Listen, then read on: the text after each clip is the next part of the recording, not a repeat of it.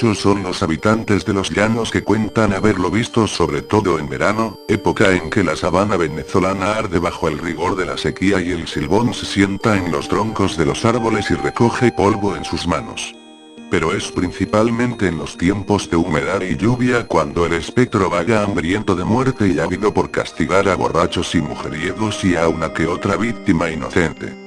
Y es que cuentan que a los borrachos les succiona el ombligo para beberse el aguardiente que ellos ingirieron cuando se los encuentra solos por el llano, y que a los mujeriegos los despedaza y les quita los huesos y los mete al saco donde guarda los restos de su padre.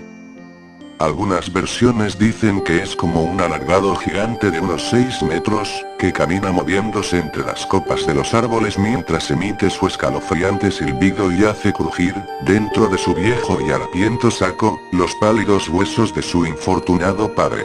O, según afirman algunos, de sus múltiples víctimas. Otras versiones dicen que, sobre todo a los borrachos, se les presenta como la sombra de un hombre alto, flaco y con sombrero.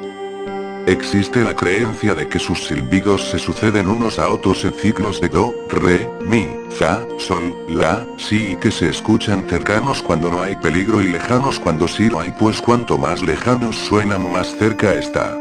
Unos piensan que escuchar su silbido es un presagio de la propia muerte, que puede oírsele en cualquier sitio y hora y que si lo oyes lejos entonces no te queda más salvación que el ladrido de un perro. O, para otros más optimistas, también el ají, un fruto rojo y muy picante que se emplea como condimento, y el látigo.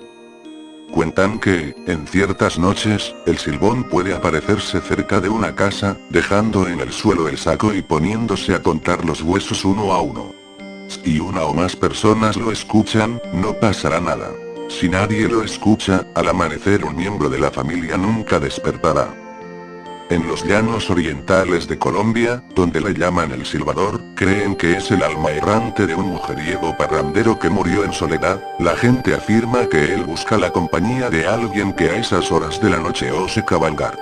Pero aquella versión amable es una excepción, pues, también en Colombia, otros dicen que el silbador persigue a las embarazadas, que su silbido penetra los oídos e infunde frío y que, si alguien lo escucha en tono agudo, pronostica la muerte de una mujer, mientras que si suena grave pronostica la de un hombre.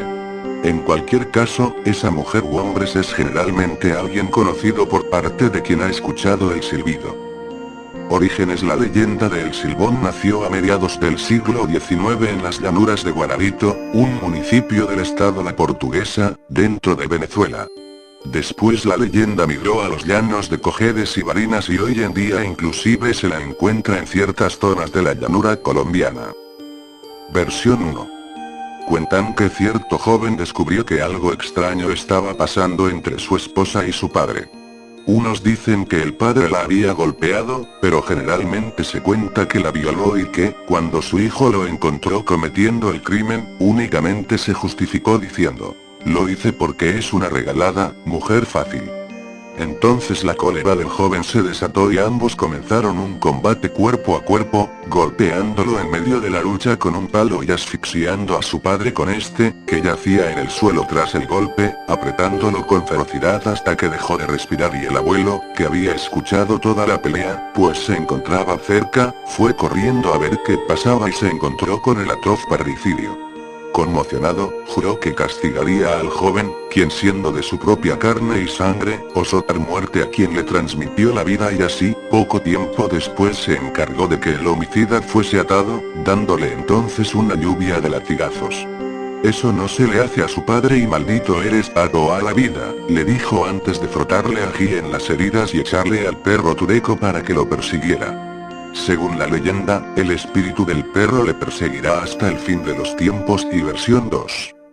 El silbón era un joven caprichoso y consentido, acostumbrado desde niño a ser complacido en casi todo.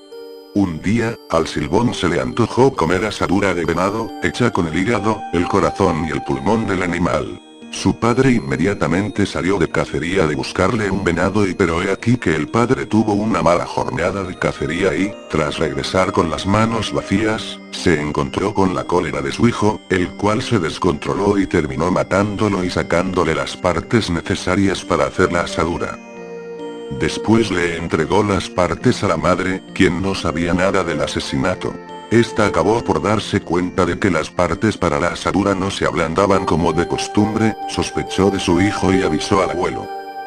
Tras descubrir el crimen, el joven fue maldecido por su abuelo y su hermano, según algunos, también por la madre, quienes lo ataron, le pelaron la espalda a latigazos, le frotaron ají en las heridas, lo echaron con violencia de la casa y le soltaron al perro Tudeco para que lo persiga.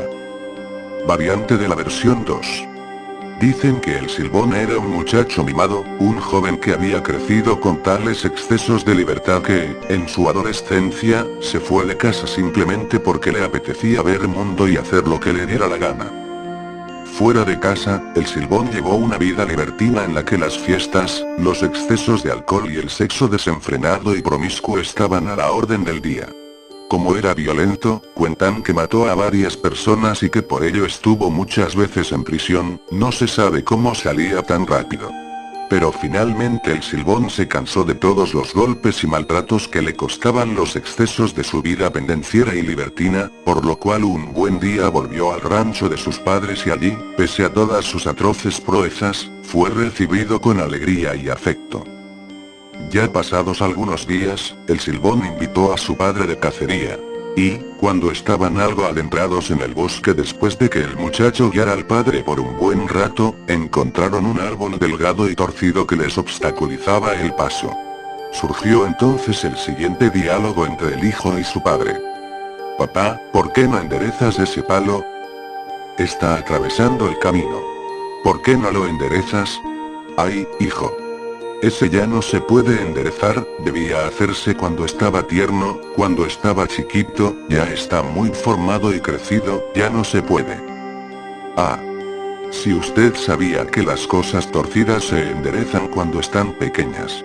¿Por qué entonces no me enderezó cuando podía, cuando estaba a tiempo? Usted me dejó crecer malo, torcido y caprichoso y no sabe cuánto he sufrido por eso. He tenido que matar tanta gente y sufrir tantos golpes para estar vivo. Ahora he llegado el momento. El hijo le confesó al padre que pensaba matarlo, que tenía que vengarse por todo lo que había sufrido por culpa de él. Así y sin darle tiempo de huir, lo agarró del cuello, lo apuñaló y le sacó las partes, hígado, corazón y pulmón, con que se hace el asado. Después dejó el cuerpo tirado y fue a casa con las partes de su padre para que la madre hiciera un asado y no obstante la madre se dio cuenta del crimen, entró en ira, lo maldijo y, junto al hermano y el abuelo, lo ataron, le arrancaron la piel de la espalda a latigazos, le frotaron ají, lo exiliaron para siempre de casa y mandaron al perro Tudeco para que lo persiga, lanzándole la maldición de que sería errante y no tendría descanso pues oiría los ladridos del perro cada vez que se detuviera a descansar y